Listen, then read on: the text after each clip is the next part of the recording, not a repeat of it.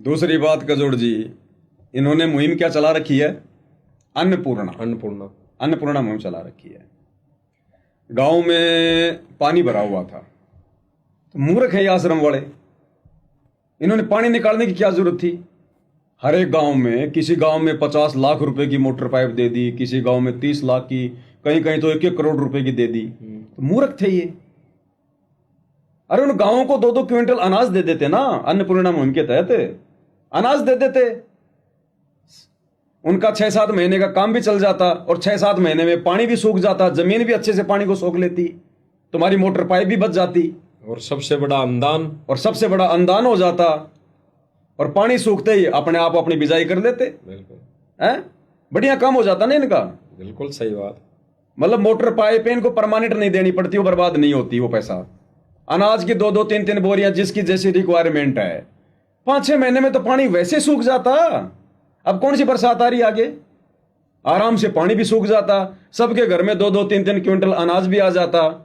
और संगत मूर्ख है ही, और वैसे भी मूर्ख बनाया जा रहा है। पीला पर्चा निकाल दिया जाता है जब गेहूं निकलता है, तब कि गुरुजी का आदेश है अन्नदान करो, नामदान सेंटरों पर अन्नदान करो। तो बढ़िया संगत से अन्न लेते, और अन्नपूर्णा मुहिम के तहत बढ़िया अनाज को दान करते, आराम से पानी भी सूख जाता। आपने सलाह नहीं दी इनको ये सलाह हमारी नहीं मानते, हमारी बस की बात है नहीं, जगत वालों की मान लेंगे, जगत वालों की मान लेते सलाह। ये हमारे सलाह पे तो सिर फोड़ देते। अगर यही कविता अगर इधर गा देते तो सिर फोड़ देते ये कि कोई पानी थोड़ी निकालने आता है, देख लो। और आज आंसू बहा रहे हैं। नहीं तो हमने हुक्का ना पीने की सलाह दी ना, हुक्का फोड़ के मुकदमा करवा रहे हैं ना। मुकदमा करवा रहे। अब ये सलाह दे दे इनको तो सिर फोड़ दे हमारा। दे रहा भी है सलाह, लेकिन बताओ मानेगा कौन? सारे बेबुद्धि के काम हो रहे हैं। तो भाई और बहनों, गुरुदेव के सत्संगों का सार ही इस भक्ति मार्ग का निष्कर्ष है, वही मर्यादा है। तो भाई और बहनों, सब भाइयों बहनों ने देखा, और ये संदेशा हमारे आश्रम वाले भाई बहनों तक भी जाता है। तो उन्होंने भी विचार करना है। बाकी तो गुरुदेव भगवान ने तो जो करना है वो कर चुके, क्योंकि संगत 90% संगत है वो काल के पाले में बैठ चुकी है, क्योंकि धीरे धीरे उनके रंग चढ़ चुका है। और आने वाले समय में ऐसा रंग चढ़ जाएगा, जैसे अभी जो उसके विचार सुनाए सरपंच जी के, रामउतार जी के, कि वो प्रार्थना कर रहा है कि भाई जो भी धार्मिक है, जो रीति रिवाज है, इनकी मूर्तियां हैं, परंपराएं हैं जगत वाली, उनमें छूट मांग रहे हैं, ढील दी जाए। तो आज की मेरी गुरुजिया की अपील यह है, गुरुजिया से प्रार्थना करना में जो भेजू हूँ, एक तो जो हमारे अनुयायी हैं उनके लिए सामाजिक दुख सुख में, सामाजिक संस्कारों में शामिल होने के लिए कुछ नियमों का ढील दी जाए। जो समाज में भ्रांतियां फैल रही है, ताकि वो भ्रांतियां दूर हो और ज्यादा से ज्यादा लोग हमारे सत्कर्मों में हमारे साथ जुड़ सके। तो ढील ये छूट किनके लिए मांग रहा? वो अपने लिए तो मांग रहा नहीं, क्योंकि उनको तो पहले ही छूट है, वो तो करते आ रहे हैं। वो मांग रहा है संगत के लिए, वो संत रामपाल जी महाराज की संगत के लिए मांग रहा है कि गुरुदेव जी से प्रार्थना करो कि आपकी संगत को ये छूट दें, ताकि ये समाज में हमारे साथ बैठे उठे, ये थोड़ा रीति रिवाजों में सहयोग करें। तो भाई और बहनों, ये आने वाले समय में इस विषय को लेकर आश्रम मैनेजमेंट कह देगा भाई, जब जब भूल पड़े पुस्तक में तो गुरुजी ने पहले ही छूट दे रखी है, तो करने में हमारे को कोई दोष नहीं। और संगत के फिर रंग चढ़ जाएगा, और संगत तो फिर चाहती ही यही है, क्योंकि धीरे धीरे बुद्धि ऐसी हो चुकी है, संगत की रंग चढ़ चुका है जगत वालों का, राजनीति में, रैलियों में, धरना प्रदर्शनों में जाके। दूसरा वो राजनीति में छूट की बात कर रहा है। बिल्कुल। दूसरी बात थोड़ा बहुत राजनीतिक, मैं ये नहीं कहता मैंने राजनीति करनी है, थोड़ा बहुत राजनीतिक संरक्षण भी आज के युग में तो होना जरूरी है, क्योंकि आज के समाज में राजनीतिक संरक्षण जिसको भी प्राप्त नहीं है, कोई भी धार्मिक संगठन हो, उसके बारे में अनूल जलूल बातें फैलाई जाए हैं। दूसरा वो राजनीति में छूट की बात कर रहा है। बिल्कुल। वो भी संगत के लिए। बिल्कुल। खुद तो सरपंच है ही, और राजनीति में है ही, खुद के लिए थोड़ी छूट मांग रहा है, संगत के लिए छूट मांग रहा है। और ये कह देंगे भाई गुरुजी ने दे रखी है तभी तो हम जाते हैं बीजेपी की रैलियों में। अब जैसा ये करेंगे वैसा ही पीछे संगत करेगी। अब गुरुजी के लड़के आश्रम में साफा पहन पहन के अपना सम्मान करवा रहे हैं, संगत देख रही है ना। उन आश्रमों में जाने वाली संगत कल को अपनी रिश्तेदारियों में जाएगी, उनका कोई मान सम्मान कोई करना चाहेगा, वो क्यों नहीं करवाएंगे? वो विचार करेंगे यार गुरुजी के बेटे करवा रहे हैं मान सम्मान, हमें क्या दिक्कत है, फिर हम भी तो भगत हैं, वो भी भगत हैं, इसका मतलब मर्यादा नहीं टूटती। संगत भी वही करेगी। आज गुरुजी के लड़के राजनेताओं की रैलियों में जाना, समर्थन करना, कल को नादान संगत जब आएंगे चुनाव तब क्या करेगी? वो भी अपने अपने हिसाब से अपने अपने आसपास के लोगों को समर्थन देगी कि यार जब गुरुजी के बेटे कर रहे हैं फिर हमें क्या दिक्कत है, इसका मतलब छूट है गुरुजी की तरफ से। क्योंकि ज्ञान तो संगत सुनती नहीं है, सत्संगों को तो सुन के आधार ज्ञान को बनाती नहीं है, देखा देखी में चलने की आदत बनी हुई है। तो ऐसे पूरा भगत समाज काल के लपेटे में धीरे धीरे आ रहा है।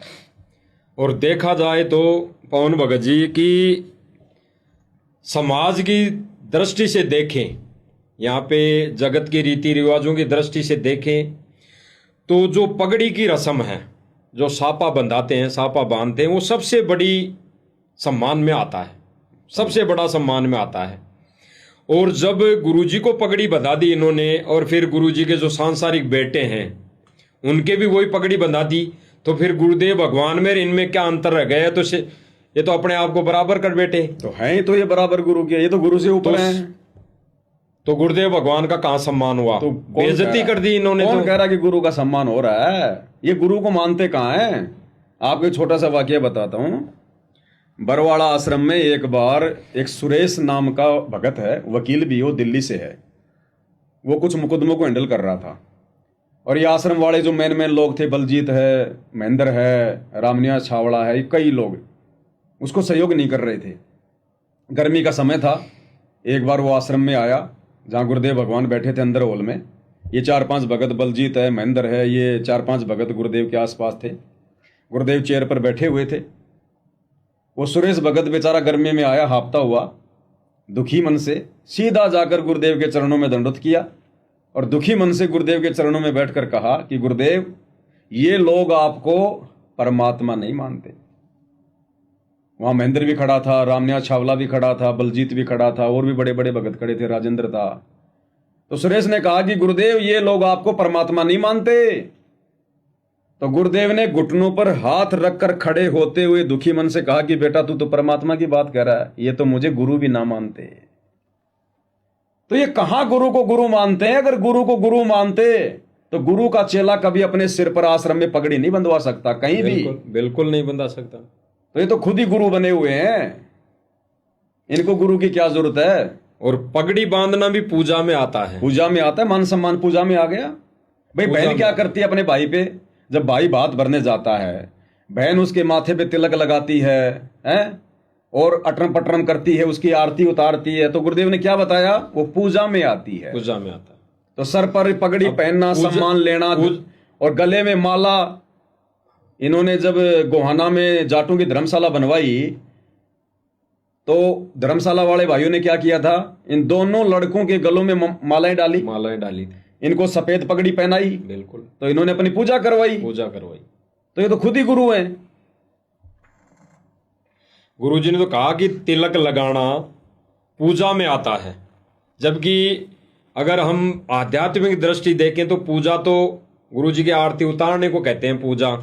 लेकिन गुरुदेव भगवान ने कहा कि तिलक लगाना भी पूजा में आता है। तो ये सापा पहनना, ये जगत वालों से ये रक्षा सूत्र बंधवाना, ये पूजा में आता है। तो ये तो पूजा करवा रहे हैं।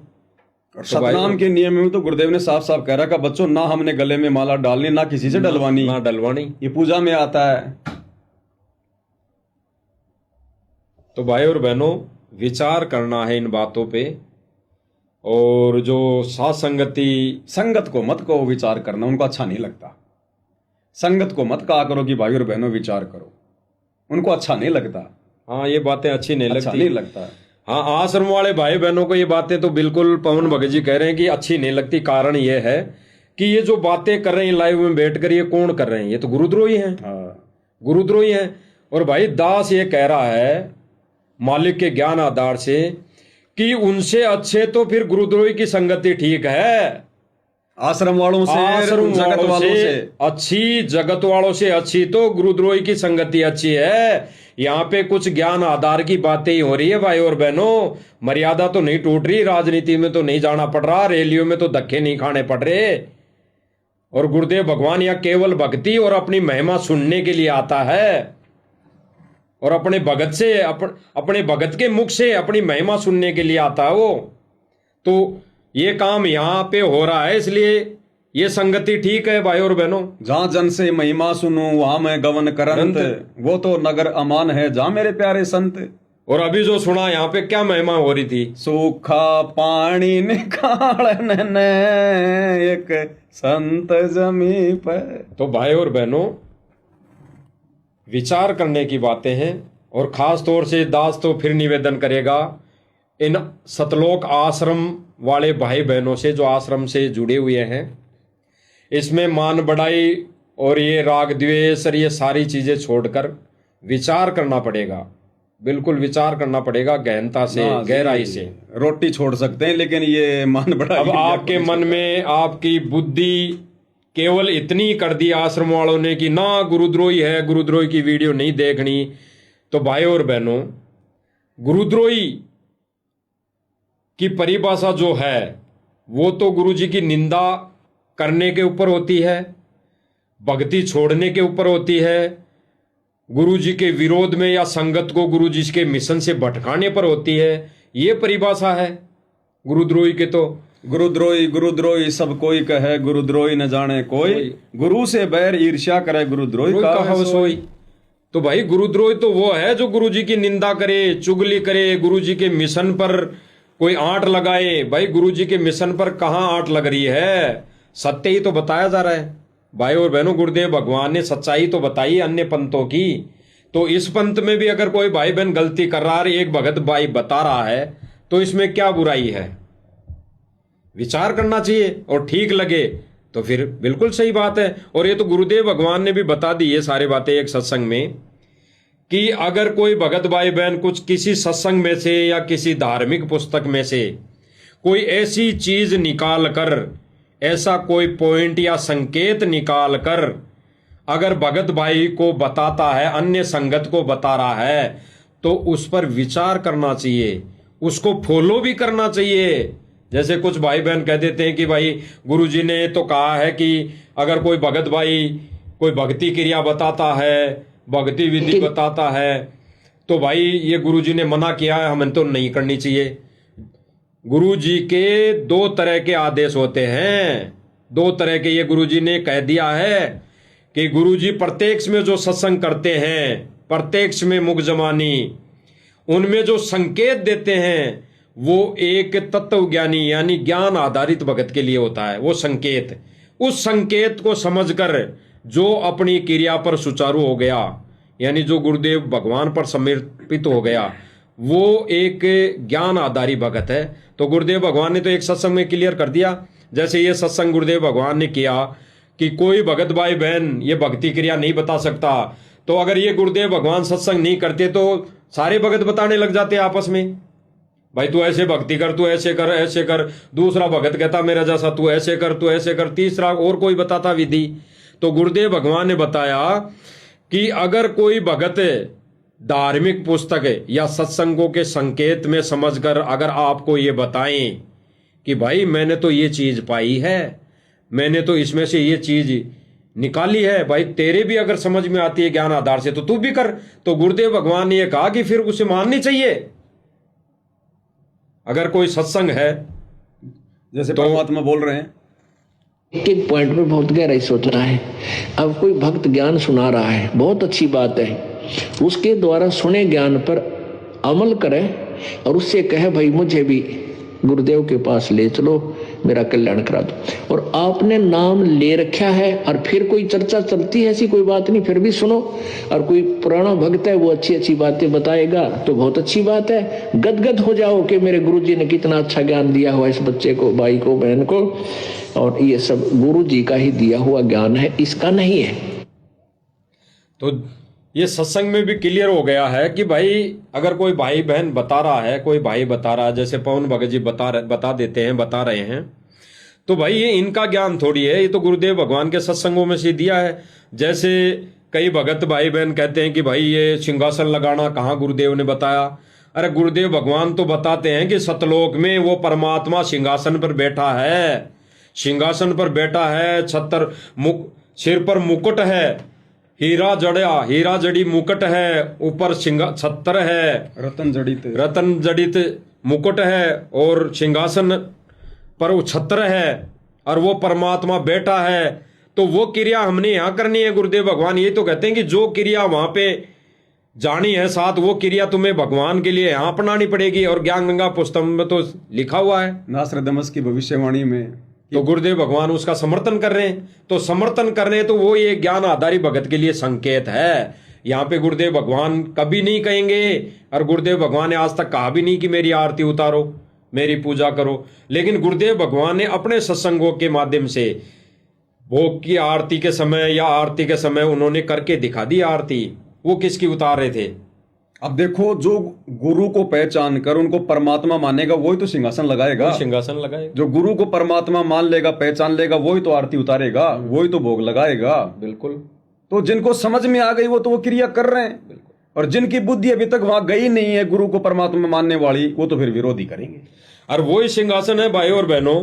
जैसे गुरुजी ने कह दिया भाई, जहां जिस एक कोने में मकान के एक कोने में मंदिर बनाओ, उसमें ताक जो होती है, ताक एक कोने में ताक, नीचे वाले में दीपक लगाओ, ऊपर वाले में चाहे फोटो रख दो गुरुदेव भगवान की, तो वही सिंहासन हो गया। अगर किसी भाई बहन के वो व्यवस्था है, वैसी व्यवस्था है, तो भाई वो सिंहासन हो गया। उसके लिए आरती उतारो गुरुदेव भगवान की। और किसी भाई बहन के घर में अगर व्यवस्था है, जगह है, तो भाई वो सिंहासन कोई लकड़ी का बना के अलग से भी रख सकता है, इसमें कोई दिक्कत नहीं, सिंहासन वही है। तो गुरुदेव भगवान ने दोनों तरह से संकेत दिए हैं, दोनों तरह से अपने बच्चों को समझाया है। अब कजोड़ जी, आपकी जेब में 500 रुपए हैं, आप 500 रुपए को ऐसे कहीं रख दोगे क्या? कहीं ऐसे खुले में रख दोगे क्या? रसोई में कहीं भी किसी डब्बे के ऊपर ऐसे रख दोगे क्या? बिल्कुल। आप कितना विचार करोगे कि यार बच्चों के हाथ लग गए तो बर्बाद कर देंगे, 500 रुपए तो पूरा दिन कमाता हूं तब आते हैं, 500 रुपए में तो बहुत सारा सामान आएगा। उस 500 रुपए को आप अपने सीने से लगा के रखते हो, यूं जेब में, और बटन भी बंद करोगे, या फिर घर पे जो है मतलब घरवाली को दोगे? इसको संभाल के रखना।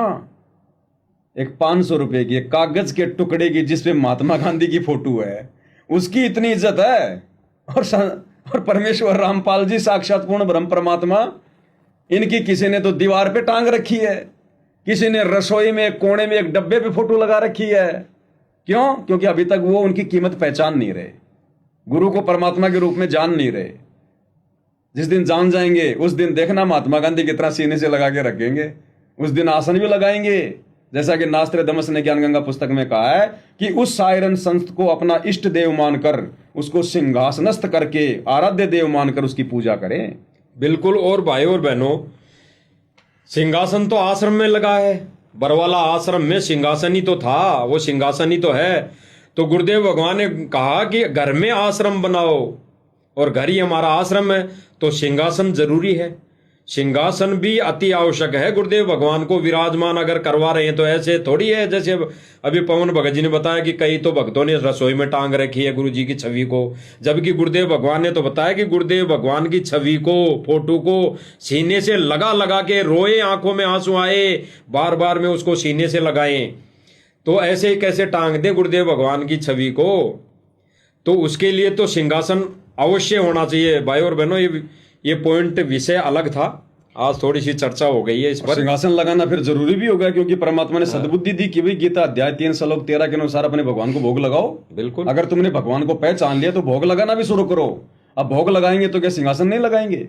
क्या परमात्मा विराजमान नहीं होंगे, बैठेंगे नहीं? जब हम 2 कोड़ी के जीव 6-6 फुट के बेड पे सो रहे हैं और हमारे भगवान वो खुट्टी पे टंगे रहेंगे।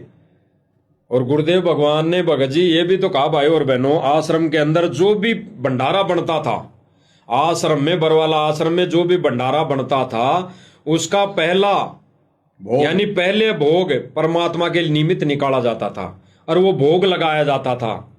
तो घर में जब आश्रम है और घर में भंडारा बन रहा है, तो क्यों ना हम पहले परमात्मा को भोग लगाएं।